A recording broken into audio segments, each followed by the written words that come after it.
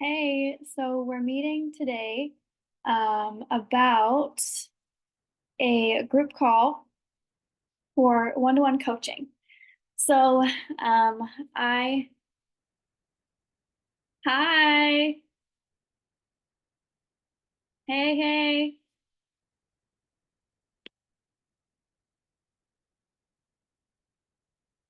hi. Hey. So this is the group coaching call for Complex Collective, which is a group where people who have grown up with narcissistic parents, narcissistic family units, come together. Oh, you can't hear me? Wait, wait, wait. Can you hear me now?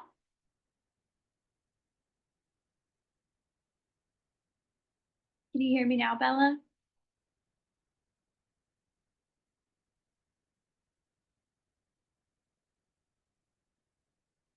Can anybody hear me? Hi. I can hear you. Okay, cool. Awesome. Yay. So, Complex Collective, yeah, like I was saying, is our group where we come together, people who have grown up with like narcissistic parents, and where we can just be together, learn. And so there's two calls a month. One of them is a topic call. So last week was a topic call about CPTSD and anxiety and kind of how that works with one another. And then the other call is a group coaching call. So basically, you can either send in questions ahead of time and or pop on and ask a question that would be helpful for you right now, and I give you coaching in real time. So there's a few questions that have been sent in. Usually I have a presentation. I'm doing it on Zoom as well.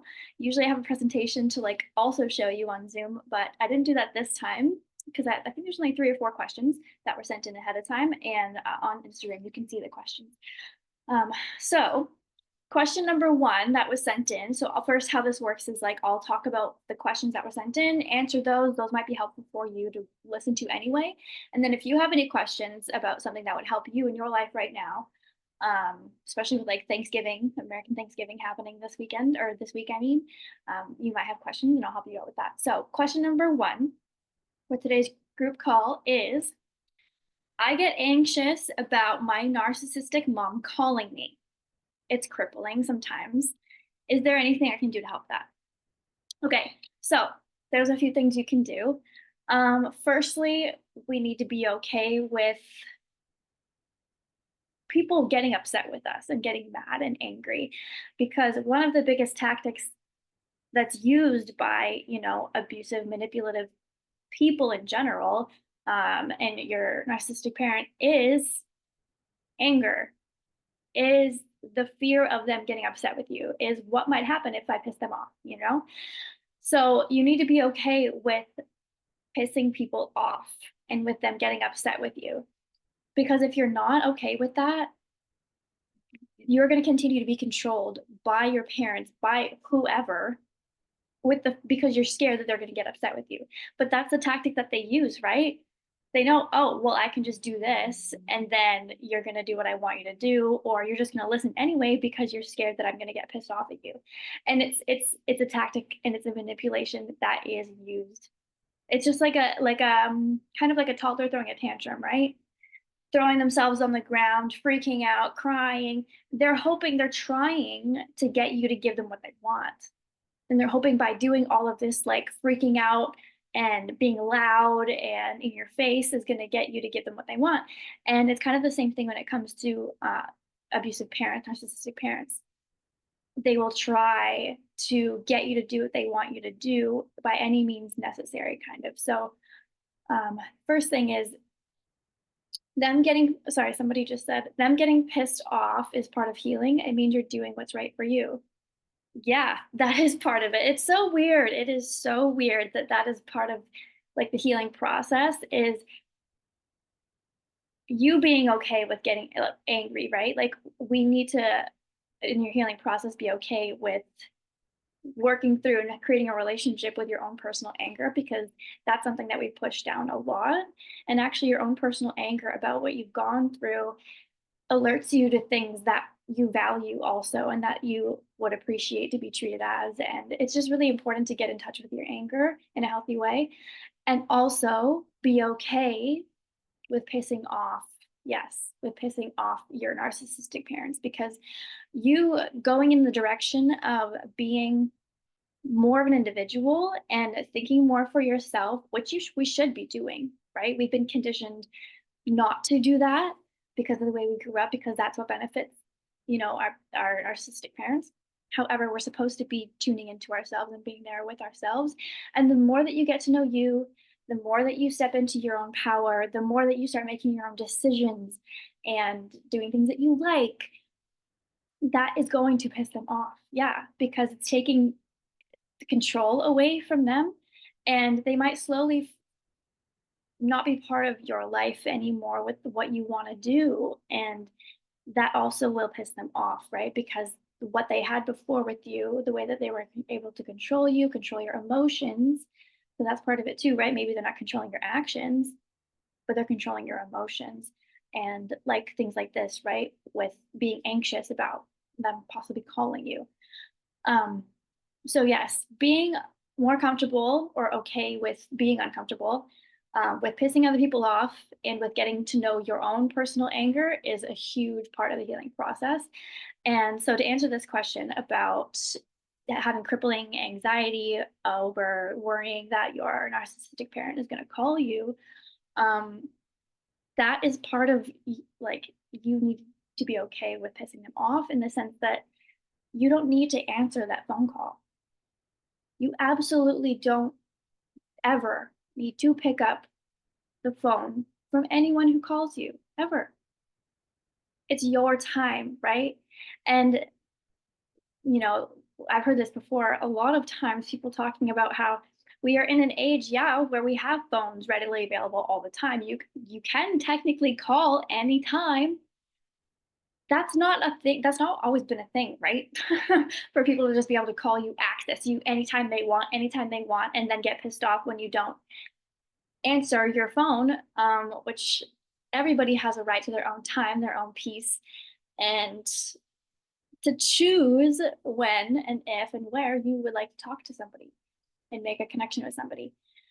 And so just because someone's calling you, that does not mean that you are obligated to pick up the phone. And yes, if you're someone who usually does pick up the phone to your narcissistic parent calling you, and you slowly stop doing that, they're going to get pissed off. They're going to be like, "What's up? Why is this not? Why aren't you answering?" And sometimes they will blow things out of proportion. Like if you don't pick up their phone call, they might text you and say like, "Oh, you need to," make it seem like an emergency and something that you need to call them for. But it's usually not at all the case. It's usually way blown out of proportion, and they make you feel like you absolutely need to call them, and that's what pushes your anxiety more and more too, right? Because when you think someone's calling and it's a narcissistic parent, usually it's about something that's intense. Something intense happened. There's an intense emotion on the other line. There's an intense conversation that's going to happen. Maybe you're going to get berated. Maybe they're going to ask you a bunch of questions just to get information about your life. Whatever the case may be, it is an anxiety inducing phone call a lot of the time. And so you never know because it's unpredictable. You never know what's going to happen on the other side of that phone call. So the anxiety happens and it just builds and builds and builds. So reassuring yourself, number one, reassuring yourself that you will be okay. You will be okay. If the person on the other end gets mad at you for not picking up the phone, you're going to be okay. They get mad at you for so many things anyway. They get upset about everything anyway.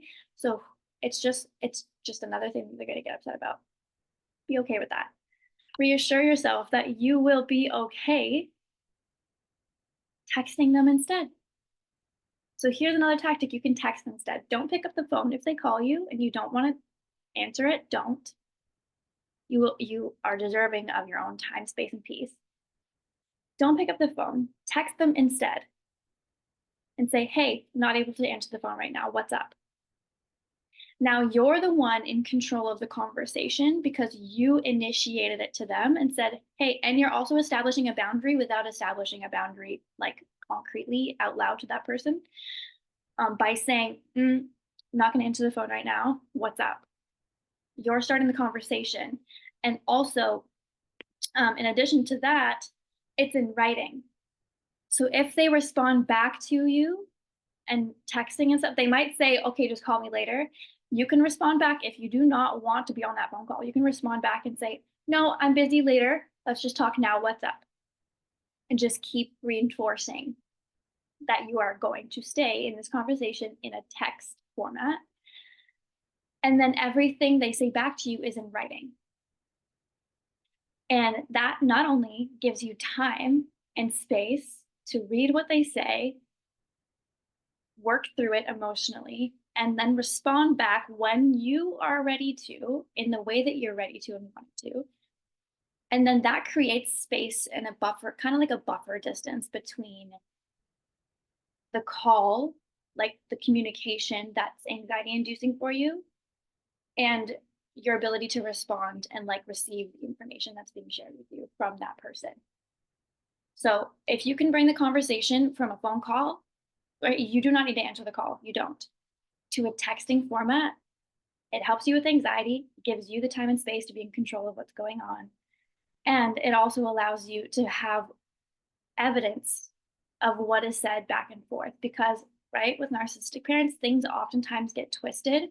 Sometimes they'll take things that you've talked about and like share that with other people or bring it up later on and change the narrative on it. And if it's all in writing, you cannot change the narrative on that. Also, something that's helpful is to change their name in your phone.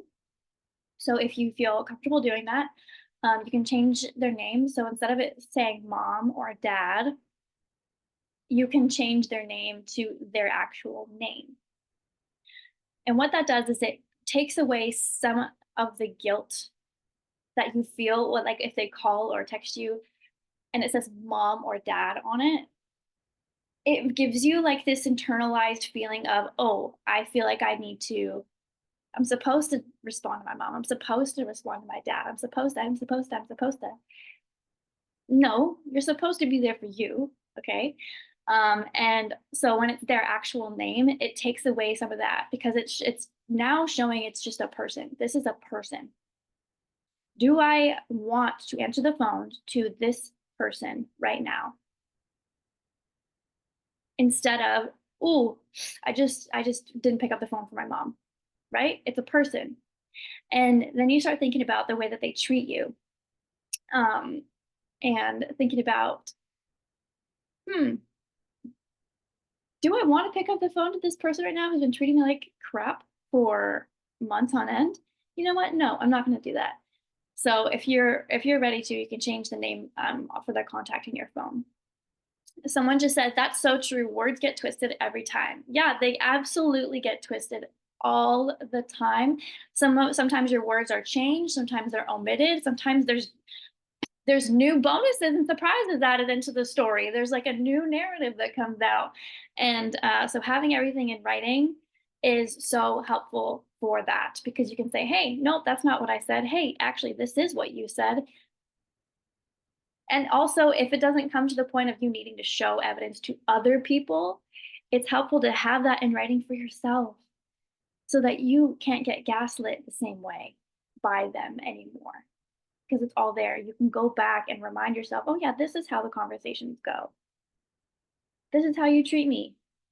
Right, right. So it's good for you also to have that in writing. Someone on Zoom, there's two comments here. And then you not picking up is you honoring your own boundaries. Yeah, understanding that they never will honor your boundaries. Right. So you deciding to not pick up that phone call because it's your time, right? That is you understanding and giving yourself that boundary that you know you deserve. Yes, it might piss them off. It will probably piss them off. But you deserve the peace that comes with being comfortable with pissing other people off. You deserve the peace that comes with being comfortable with pissing other people off.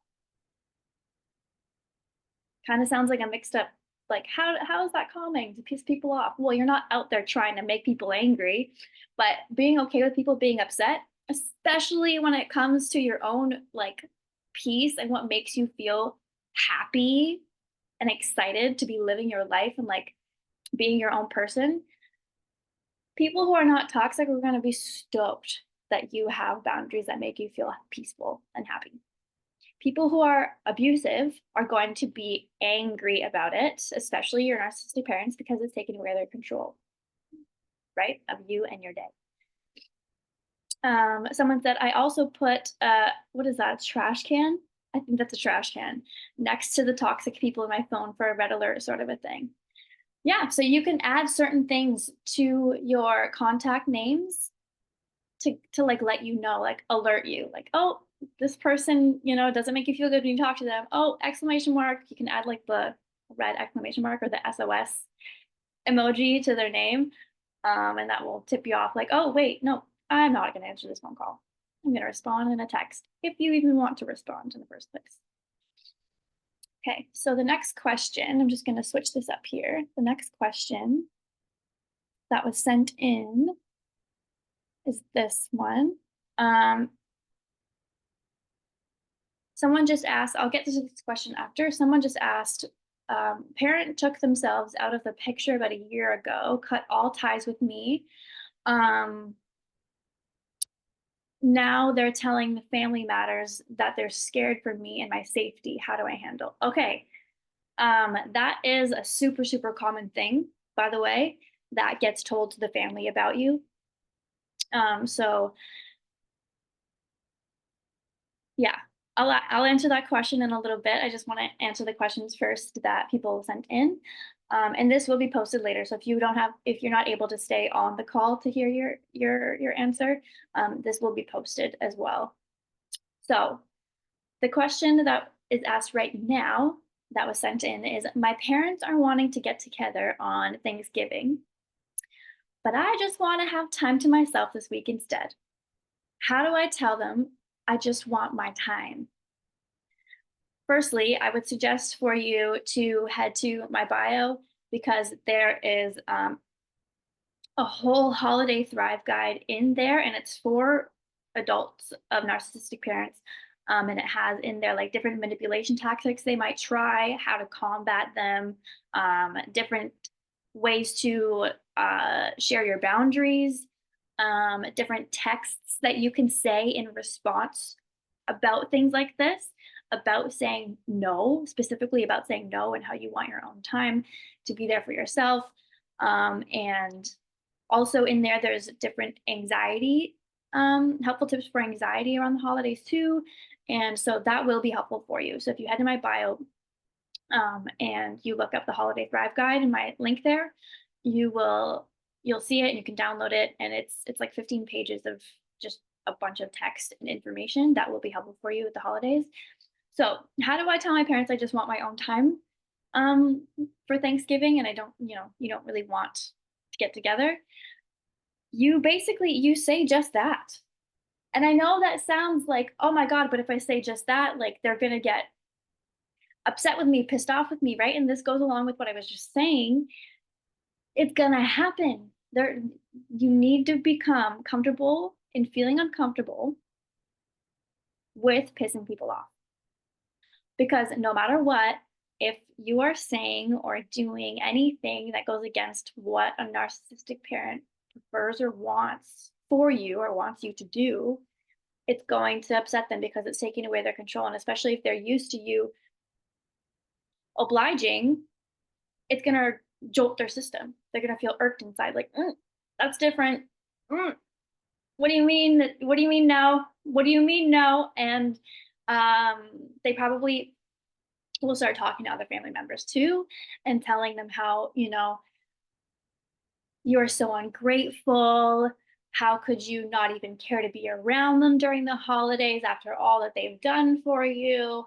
And threatening, they could threaten, I'm not doing this for you anymore, that for you anymore. Some people threaten to take you out of the will if you don't listen to them or do what they're asking of you. And you need to, again, be okay with that because you are more important than all of those things. So how do I tell them I just want my time? You tell them just that. And I would suggest not doing it over the phone, right? If you can, keep your conversations and your communication in writing off of the phone. You don't want to be on these phone calls with them because it the conversation goes in places where you did not intend them to on a phone call, and you can be gaslit, you can have brain fog, totally forgetting what you're talking about, and they can start asking you questions too and making you feel uncomfortable. And it's not a place that's helpful to be, especially when you're about to tell them no to doing something. So I would send them a text. If you are not wanting to go, don't call them. Send them a text saying that, hey, I know you guys want to get together this week, and that's great. And I appreciate that you're wanting to connect. I am choosing to connect with myself this week. I thank you in advance for understanding and being happy for me to have my peace this week. They're gonna be so pissed off. They're gonna be like, "This is out of nowhere. What the fuck are you saying? What are you what? Excuse me? How dare you think that spending time with yourself is more important than giving back to me, your parents who have been there for you through this, that, the other thing," right? And they're gonna potentially say a lot of mean things to you or pull back and not say anything at all. And that's also a tactic to in attempts to make you feel like they don't really care about you. Oh, that's meh, whatever. We didn't want you there anyway. And it's all in a way to control your emotions and to try ultimately to get you to say yes anyway. So definitely tell you deserve your time. You do not know you're not obligated to be around anybody at any time, especially people who make you feel uncomfortable. And just because they're your parents, that doesn't mean anything. So tell them straight up in the text that you are spending time with yourself this week and you appreciate them that they want to connect with you, but that's just not something that is going to work out for this week. Okay, so next question. And definitely head to my bio too. If that's something that you're going to need to be doing, is dealing with anxiety, manipulation, um, figuring out how to say no, boundaries, stuff like that about the holidays. Definitely head there because the Holiday Thrive Guide has all those things in there for you. So the next question is, I need something new to do during the day or in the morning. What helps you? Okay, this question was asked in relation to last week's group call, which was about um, CPTSD and anxiety. So I think that this is along the same lines. So I need something new to do in the day or in the morning. What helps you? I think this is what with regards to anxiety and kind of feeling like your feelings are all up in your body and everything. So something that really, really, really helps, especially oh, I just got chills, especially people who have CPTSD, which if you've grown up with narcissistic parents, you do experience that because it's chronic abuse, trauma. Um, our bodies don't like to stay stagnant or stay still too much. Like it wants to get our emotions that are like bubbling inside out. So one of the best things that I have done to help with this is like putting finding music that I like. Sometimes I like to listen most times I like to listen to like old R&B or like 2000s bubblegum pop or Avril Lavigne. Sometimes it's Creed, but it's usually like a mix of like 2000s songs and play that while you're getting ready or play that while you're making your bed, play that while you're doing whatever, anything in the morning or through your day and let yourself sing, right? Because that release it's letting you release your what's tied up in here in your vocals, right? Letting it come out, release, sing the songs that are coming on. You don't have to be good and dance. Like let your body wiggle it out. Wiggle it out. Some people buy like mini trampolines and they will jump in the morning to get the get it out. So that's definitely something that's super, super, super helpful is dancing it out, shaking it out, singing it out.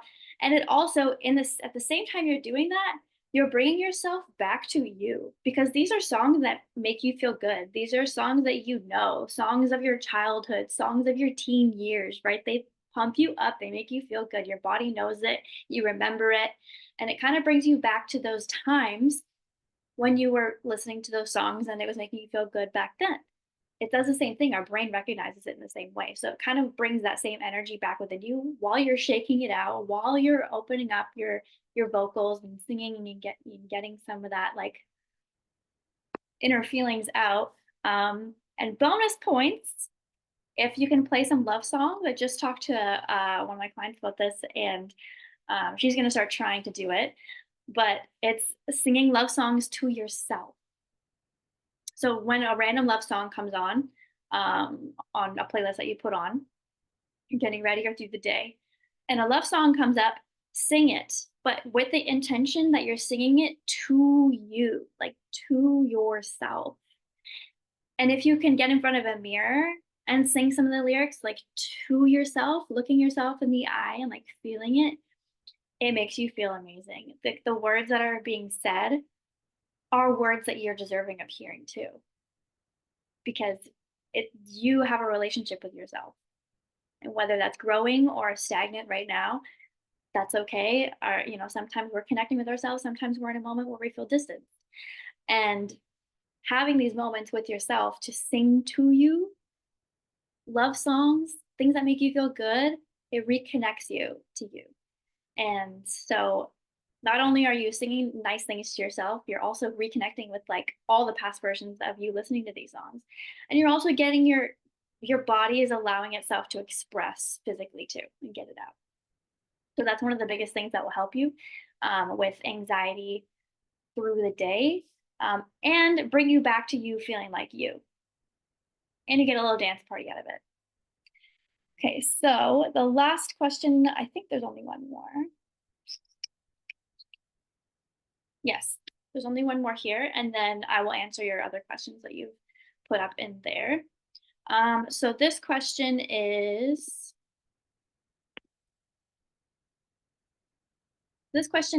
I'm no contact with my parents. Okay. The holidays have always felt kind of depressing to me. How can I break out of that? This is something I helped a client with actually, I think 2 years ago. Yeah, 2 years ago, specifically about Christmas, because she's no contact with her family as well. And she's always kind of hated Christmas because of the way that her family did it and how weird it's always felt with the gift giving and the manipulation. And it can feel icky, right? Like it can just feel icky. And so there's also this like social constructed creation of Christmas and what it's supposed to be like, what it's supposed to look like and feel like. And that doesn't need to be what it is for everybody, you know? So what we figured out is, okay, well, what do you like? What do you enjoy doing? What do you enjoy listening to? What do you enjoy watching? And we figured out that for her, reframing Christmas or the holidays to pertain to what actually interests you, which is something if you've grown up with narcissistic parents, doing things that interest you are not something that was encouraged. Doing things that interested them or made them look good, it was encouraged. So now, when you have the agency and the power in your life to make those choices for yourself, you can create anything you want for your holidays. You can make Christmas look whatever you want it to look like for you. Make it feel like whatever you want it to feel like, any holiday, any day, your birthday, even. And so what we figured out for her is that she loves Halloween. She loves like murder mysteries. She loves like the Nightmare Before Christmas and like all these cool Halloween-esque things. And for her, reframing Christmas was creating a Christmas that was interesting for her, which was Halloween, not Halloween, but that kind of a theme, like Tim Burton-esque Christmassy vibes in her house. And so that's what she did. And now she looks forward to Christmas because it's hers. She took that power back. It's now her experience, her holiday, her day, her Christmas month, the way that she likes it. And So that would be one of the biggest things of advice that I would give to you is being no contact with your parents on during the holidays can be really tough for a lot of reasons. Again, I do have a holiday thrive guide. If you can get that in my bio, it's free. Just download it. It's 15 pages of a bunch of information of exactly this, and it will be helpful for you. But being no contact with your parents on a holiday, and if it's always felt depressing for you, breaking out of that is breaking into yourself. It's unlocking and having that conversation with yourself of what you like. What do you want to do? What will make you feel good? Who do you want to be around? Do you want to just be around yourself? Do you want to hang with yourself and play like tunes and I don't know, watch a cozy movie with yourself and make a new recipe that you've always messed up, but this is your chance to try it. And if you mess up again, that's okay. Who cares? You messed up again, you tried, just whatever would make your holiday yours. And you don't have to go by the social standards of what it's supposed to look like, what Christmas is supposed to be, what Thanksgiving is supposed to be. Make it what you want it to be. Make up your own rules. It's your life. Make up your own rules. You have the power to do that. Okay, so the next one is I think just the floor. Yeah, the floor is yours. What can I help you with right now? So you can ask away and I will coach you with information, guidance, and or next steps. There may be a question that you ask I might not know the answer to, which I'll just say I don't know the answer to, and I will message you separately with resources and things like that. So you can go ahead and type in your questions if you have any. I'm gonna scroll back because somebody asked a question back here. Someone also said word salad and twisted meanings. Just walk away. Exactly. Word salad is it's unnecessary to be a part of because word salad is like when they twist your words up and throw it back at you in a way that doesn't make any sense. And it's also when they're trying to explain themselves, either convincing you of something or explain themselves out of something. And it's just like it's a mumbo jumbo of a bunch of words that don't make any sense really. And it just brings you off into a different area of conversation than where you started. So this question, parents took themselves out of the picture about a year ago and cut all ties with me. Now they're telling my family matters and they're telling the family that they're scared for me and my safety. How do I handle this? So that is they're smear campaigning against you. That's what that's called. So firstly, look up what a smear campaign is with regards to narcissistic parents, because you will see that that's exactly what they're doing to you. They are smear campaigning you against the family, and what their intention is with that is to try and get to them before you can. So they're trying to convince everybody that you're close to or they're close to that you are the problem. You're the problem, not them. You are the one who, oh, I'm just so worried about, because it positions themselves to other people in the family. It positions them as someone who actually cares that you're going through something, even though you might not be. um, Positions them in a way that it looks like they truly do care about you. And that garners sympathy and supply from whoever they're talking to in your family. And also might potentially turn that family member into a flying monkey, unknowingly on their part, to then come and talk to you and try to convince you to get back into contact with them, reach out to them, all this stuff. And yes, even though your parent is the person who cut you off, they're still going to go and talk to the family and make it seem like they didn't cut you off. You're the one who cut them off.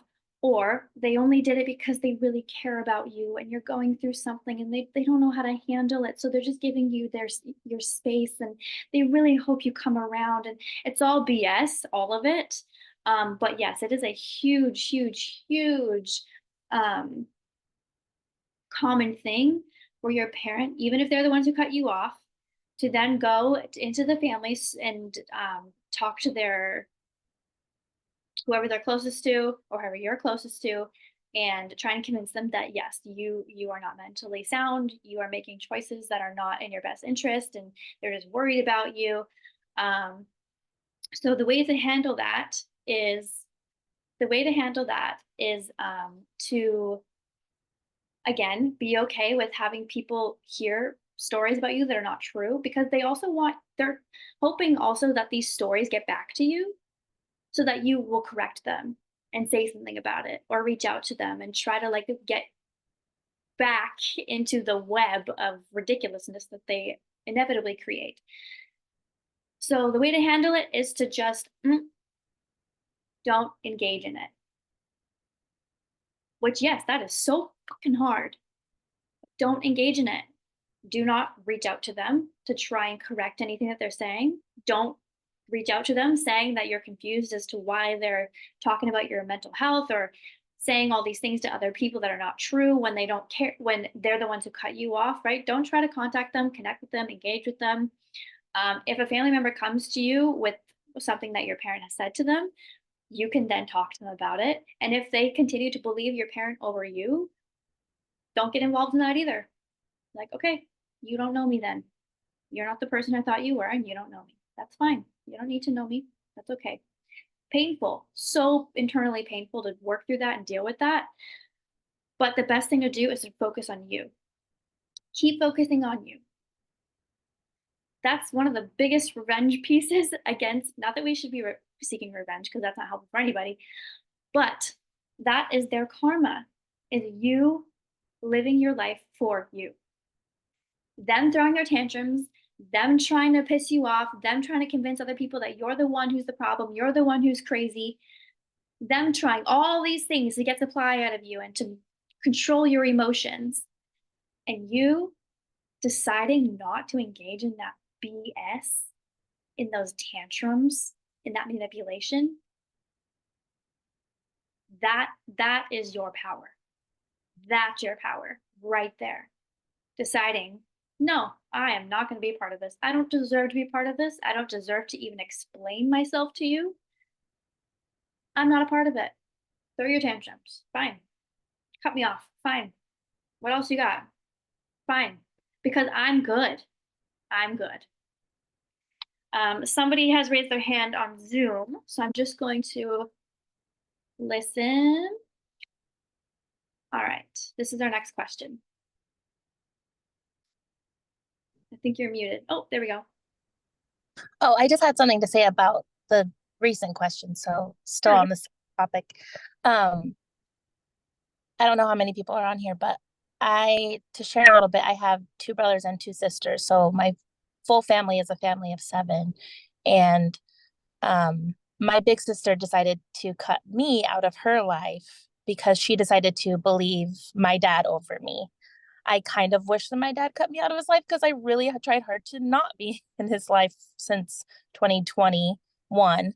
But ultimately, in February, I had to block him so that I could be no contact with him just because how toxic he was. But I believe that two out of my four siblings believe my dad and anything that he says, but those two people are not currently in my life. But for me, what helped me is to hold on to my support system and to like really think about and establish that for myself and say who are the people in my life that like show me empathy and really care about me and Mhm, like believe me and my truth. And even even the two siblings that are in my life, they may not, one of them fully believes me, the other one is like a little bit wishy-washy, but I just tell myself like I don't owe anyone an explanation, even though like my trauma response is to over explain. I want to over explain everything to them, be like, no, but this and this and this and this, but like it doesn't, like it protects my peace for me to just know that I don't owe anyone an explanation, and that maybe one day the explanation will come and they will want that explanation, but like a lot of them haven't even asked me for my explanation. So I kind of feel like they don't really care for about my side of things until they do. So maybe like, in their time, they have to see it when they see it. And then at that time, I can share my truth at that time and then go from there. So that's what I wanted to share. thank you. Thank you. Yeah, exactly. So, I'm just gonna see if anyone said anything to that. Um, yeah, exactly. So just accepting that, this is how it is right now, and that you've used the phrase before in our talks of radical acceptance, radically accepting that this is what is happening. Okay, this is the relationship. This is how it goes, and there will be people that I'm going to be able to move forward with and continue a relationship with and talk to, and there will be people where I'm going to need to be careful about what I say to, and there'll be people that I'm going to need to cut off. And yes, I'm going to accept that there's also going to be people who are going to be told stories and things about me, right? That may not be true or maybe embellished or over exaggerated or changed up a bit. And you need to radically accept and be okay with the fact that that's happening and going on. And like you just said, um, when those people, if those people do come to you in their own time to talk about the things that they've been told about you, um, that's your opportunity to share at that point, right? And give your piece, talk about what's going on. And if that person decides to believe you and to move forward with you, awesome. If not, awesome. You're still, I mean, not awesome, like, but you will be okay because you are okay. You're going to be okay. Um, Thank you for sharing that because you're spot on with all of that. Amanda says, okay, I feel better now to know that it's a process. Thank you. Yes, it's a process. It's a huge process. And it's not one that you're alone with and experiencing, which is exactly why I'm creating and growing this group complex collective, which also I've created a space online and you can go to my bio and there's a link there for you to join the complex collective. It's growing right now, which means that there's only a few of us, which I really like actually just starting out because we really get to talk to each other and be there and connect about all this stuff. And it's a space for us to just be amongst people who get it. Um, and so, yeah, that's a big reason why I created that space is because there are so many people that are experiencing similar things, like your whole family being told all this crap about you that's not actually true. And you, when you're in that experience and you don't know that there's other people also going through it, you feel like you're the person who's wrong. You're in the wrong. You're the difficult one. And you're not. You're really not. And like you said on Zoom, um, having that support group system who gets it, who is there for you, and who like actually genuinely cares without an agenda is super, super important when you're going through the process of healing through narcissistic abuse. Um, so yes, it is a process, but it's a process, but it is a process worth processing. I've been saying that for years. It's a process worth processing. It really is. And it's worth it to go through all the confusions and the anger and the people talking about you and all this BS. It's a lot to deal with, yes, but you have dealt with a lot already. You have the power within you to go through this, and it is so worth it because on the other end of all that is you finding you getting to be with you, and your peace is priceless. It is priceless. It's worth doing so much work and feeling lonely and all those things to come back to yourself and have your peace. So there was one more question, I think. Somebody asked another question. Okay. Says, my narcissistic parents dislike my husband and don't have one good word to say about him. They expect me to talk to them as if everything is okay. It feels like I'm not being true to my husband. Okay, well, you need to, firstly, right at the beginning of this call, and I think I've said it multiple times now, you need to be okay with feeling uncomfortable with making people upset and angry and pissed off. Because especially people who don't have your best interests in heart and in mind, because they're going to get pissed off at anything that is best for you because it's taking away their control in your own life. And so you need to be true to yourself first and your husband first and your family first, like if you have kids and stuff. So you don't owe your narcissistic parent anything, any explanation, any information or details about your life. Actually, the less details you tell them about your life, the better, because then they have nothing in their back pocket to like have an opinion about, to throw in your face, to manipulate or change the wording of when they're talking to other people in the family, because they can, if they have a bunch of information about you, they can twist that up and make it seem like you are making the wrong choice for yourself or whatever. Maybe you have relationship issues and just make that kind of a story. And so the least amount of details you can tell narcissistic people, narcissistic parents about your life, the better. And you're not right. Earlier on, I talked about people calling you and how it's up to you whether or not you would like to pick up the phone call. You don't have to. So I would suggest also if she's calling or they're calling, not to pick up the phone. Don't get on a phone call where you can be berated and like interrogated and asked a bunch of questions about your life, because you will feel anxious and sometimes you can get brain fog and just start not even realizing it, but you're answering the questions quickly and over explaining and offering extra information that they didn't even ask you because you're nervous on a phone call and you're being manipulated. Keep everything in writing. So if your narcissistic parent calls you, don't answer, right? Like I said before, respond in a text and say, "Hey, I'm busy right now. What's up?" And if they say, "Call me later," you say, "No, I am busy later too. Let's just talk now. What's up?" Keep it in writing so that you can visually see what you're typing out to them and how much information and explanation you're giving about your life and your details. So you can like backtrack, just delete a bunch of it and just give the minimal amount of information you feel comfortable sharing. And that way, you're also in control of the conversation back and forth, and you have evidence showing what you've said, what they've asked. So later on, you can bring it up if they bring it up and twist your words. Nope, this is actually what was said. Nope, this is what you said. Nope, that is not true. Or even just for yourself to look back on to remember how the conversations go. Um, but yeah, they are not required, or they're not required to have access into your life.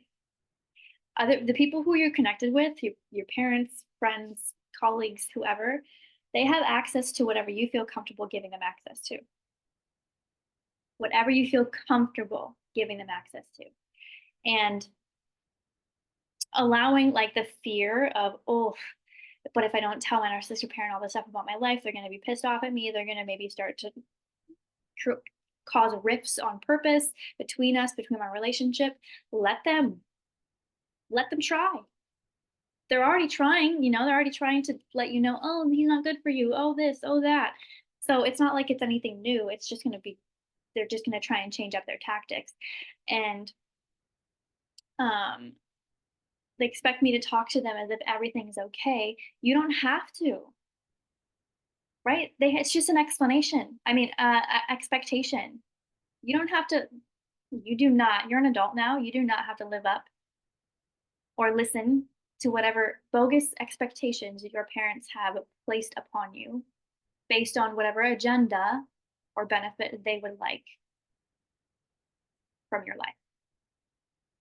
Your agenda is you now, right? Like you need to be focusing on you and your relationship and not allowing them to get in the middle of it and being okay with pissing them off in the process of doing that because it's your relationship and not your husband. And you're saying it feels like I'm not being true to my husband. Well, that you have to be, because you feeling that way not only feels like you're betraying him, but you're also betraying yourself. You're betraying what you love and the person that you love to cater to people who don't have your best interests at heart. And that's not okay for you to be experiencing or your husband to be experiencing. And if you can imagine everything being reversed and your husband being the one to talk to his parents and stuff about you and how they don't like you and all this stuff, and he just continued on talking to them as if there was nothing wrong and as if things are okay and things are fine and it's okay to talk about you that way. That would really hurt you a lot, even though he's not meaning to make it seem like it's okay for them to talk about you that way. It would really, really hurt. It make you feel like you're like, okay, are you going to stand up for me? Or are you just going to pretend like everything's fine? And you need to make sure that like you're being true to you and your husband first, and be okay with them being upset about the fact that you might have to pull away a little bit and distance yourself, um, because you absolutely need to be true to you, first and foremost true to you, and then also true to your husband. And um, no matter what, they're going to probably continue to say ill things about your husband, and it's okay for you to not continue communicating with them as if everything is okay, right? Let things not be okay between them. It's okay because it's not okay. and you don't need to pretend like it is anymore. You've grown up your whole life having to pretend that things that are not okay are okay, and you don't deserve to be doing that anymore. You deserve to be there for you and your husband. So stop talking to them as if everything's okay because it's not. Someone just raised their hand over here. How do I? It won't let me let you talk. I think I just have to unmute myself. There we go. Oh, I just wanted to say, in my marriage, I don't think that my parents really ever liked my husband. But it was really, really, really hard for me to say this to my family because my family was really close knit. But I had to just say, hey, when it comes to my husband and I, like, we're a family. My husband and I are a family. Now, I didn't have any kids with this husband, but um, just him and I without kids, still we're a family. And even though like you're my family, I had to say to my parents and my siblings and stuff, like my husband comes first and then you guys. It's him and and then it's you. Yeah. I'm sorry if that hurts you, but like that's what it is. And I will always choose my husband and then you guys come next. Like of course before I got married to this person, it was you and then, everyone else. But like that's not the case now because a family unit is within, married guidelines, or that's how I see it. But, Yeah. like, and so like it's really, really hard to just, you know, to really present any boundaries, especially to a narcissist. But like Yeah. something I had to say, and like I think it really just helped me for me to know that like I said that, and however they took it has what they took it, if they get offended or whatever. Yeah. But I just wanted to share Thanks. Yeah, exactly. And I love that you shared that to them as well for yourself. Like whether or not they listened, that's a whole other story. But you doing that for yourself and setting that boundary and say, look, like yeah, I know how you feel about my husband. I know how you feel. I hear it. I get it. And I still choose him. I still choose me. And that's going to come before any of your opinions. That's going to come before anything that you ask of us or want of us. That's it. That's how it is. And like you just said, the way that they deal with that is on them. The way that they take that, that's on them. It's not on you to try and figure out how to um, cater to your parents' feelings all the time, especially when you're living your own life now. You're in your own relationship now, your own marriage, right? That is more important. Definitely more important. Thanks for sharing that because you're spot on. What is it called to Google again? Smear campaign. I think what you're asking is what should you Google when it comes to like your parents talking about you to other people and all this stuff? Look up smear campaigns and narcissistic parents. You'll get a bunch of information on there that pops up. There's a bunch of really good videos too on YouTube for that. And you should, if you haven't yet, you should be looking at Dr. Ramani, Ramani on YouTube because she has tons of information on there, videos all about this stuff. And yeah, definitely look up smear campaigns and narcissistic parents and also narcissistic parents around the holidays. Because there's tons of information. Well, not tons, but there's growing information on there. And also you can head to my bio and join the Complex Collective, which is our growing community space on here. I'm not always going to be doing the group calls and stuff on Instagram Live. It's going to be in January, February. It's going to be honed in and focused on just Complex Collective group members. But this is kind of so you can pop in and get a feel for it, see if you like it. So head to my bio, get your Holiday Thrive guide. It's free to download. It will help you for Thanksgiving this week and for Christmas, stuff like that. And join the Complex Collective if you would like. It's currently free. Someone just said it's hard when you decide to keep quiet about a situation, but it's taken from you because the other person wants to spread their side to defend their poor actions. Yeah, exactly. And I know what you're talking about here too, because I mean, this is someone I know and love and I'm close with who said this. And yeah, it's not okay. It's not okay for other people to take your story and run with it in a way that they decide to do and in a way that they see fit with whatever, agenda that they're trying to run or push. And you stay quiet about the situation because, yeah, it's not helpful for your mental health or your peace to engage in it and try and change people's opinions about what actually happened. And at the same time, it's your story that's getting changed and manipulated. And I mean, the best thing to keep in mind and remember when that happens, because it will happen and does happen, and it's not going to stop when it comes to toxic and manipulative people, especially people who are narcissistic and abusive. Um, they're not going to stop, and so not engaging is definitely difficult because you're now just radically accepting that your story may or may not be changed with whoever they decide to tell it to. But at the same time, without engaging in all that stuff, you're also keeping your own. Yes, it's difficult, but you are keeping your peace because you're not getting into those back and forth conversations or arguments that, again, take what you're trying to talk about in this direction, and now you're fighting about this and fighting about that, and you're now you're all worked up, and you can't even think about what you were talking about in the first place, and it goes nowhere, and that works up your system so much, in your cortisol and your nervous system, and then when it comes time to actually think about it and talk about it and work through it, you can't, and that's by design, so that you just drop it, and so that you just like say, "Oh, get I'm not even dealing with this anymore." Right? And now you're labeled as the problem once again. You're labeled as the crazy person once again, and now no one believes you anyway. So you need to be okay with people knowing a different story than what's true. You need to be okay with rumors and with all this BS that goes on, and keep your peace. Don't engage in it, because the people who love you, like me, because this is someone who said this is like someone who I'm super close with and I have been my whole life.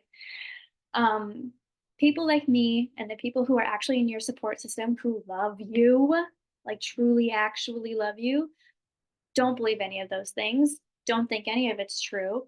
And they give you the floor. They come to you first and ask you, like, hey, what's up with this? Hey, are you okay? Hey, I love you and care about you. Like, what's up? Do you need a shoulder? Do you need to talk? What do you need? Oh, this is not true. That person just made up that whole thing. Yeah. Surprise, surprise. That's how they usually are, right? The people who genuinely care about you and love you are going to be there with you. They're gonna get it. They're gonna be there for you and with you. And the other people, fuck it. They're living their own karmic lives. They're making their own bed and dealing with the consequences of it, which is every day in absolute chaos and drama. That is their life. That's their life. Or figuring out who do they manipulate next, or how do we do this, or how do I like try and convince this person to be close to me and connect with me. You don't need to convince people who genuinely care about you. They do. They need to lie and scheme and manipulate. Sorry, I'm wiggling so much. I gotta pee.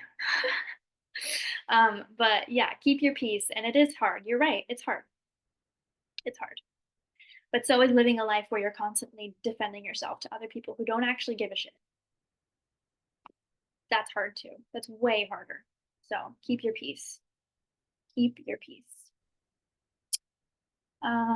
Thank you very much. Really helpful. Yay, I'm so glad. Um, Girl, you're always just so humble and sweet. I hope you're okay. Aw, thanks. Thank you. That's so nice. Yeah, I things are okay. I'm doing really well for myself, like internally, emotionally. I'm good. And I'm heading back to Ontario actually at the end of this week. And my sister let me know. I'll see how it goes first, because I'm not one to open my arms and heart up to people who have hurt me multiple times in the past. However, I am looking forward to potentially talking to my mom about our relationship and seeing how we can move forward with that. That's the one thing that's like really, really like hard for me, is my relationship with my mom. And so I'm hoping to work through that when I go back. So that's one of my biggest struggles right now. But thanks. Thanks. I hope you're doing okay too. I do have to pee though. Whoa. Someone said, that's it. That's it. Thank you. Whew. Oh my gosh. I got to pee so bad. I got to pee. Okay, the person that I'm super close with said, fuck it, live by that's my motto now. Fuck it. Yeah, exactly. Exactly. Wow. Many thanks to the lady on Zoom. Yeah, who shared what she said to her family about her and her husband. Yeah, thank you for sharing that about. Oh, they just hearted it. They just hearted your comment.